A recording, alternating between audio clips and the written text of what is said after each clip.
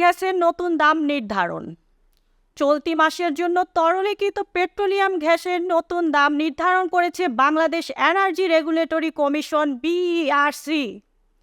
সোমবার ২রা September BERC এক বিজ্ঞপ্তিতে বলা হয়, ভোক্তা পর্যায়ে ১২ কেজি এলপিজি সিলিন্ডারের দাম ৪৪ টাকা বাড়িয়ে ১,৪২১ টাকা নির্ধারণ করা হয়েছে।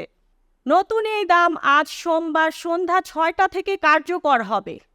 এর আগে গত মাসে ভোক্তা পর্যায়ে ১২ কেজি সিলিন্ডারের দাম ১১ টাকা বাড়িয়ে ১,৩৭৭ টাকা নির্ধারণ করা হয়েছিল।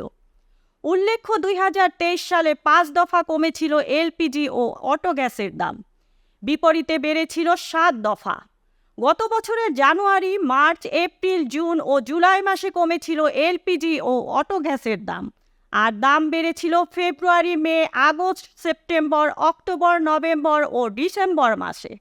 এই ছিল এখনকার প্রতিবেদন। নিত্য নতুন সংবাদ পেতে চ্যানেলটি সাবস্ক্রাইব করুন এবং আমাদের ফেসবুক পেজ ফলো দিয়ে রাখুন। Mukta Parvez, desk report, B E news, Dhaka.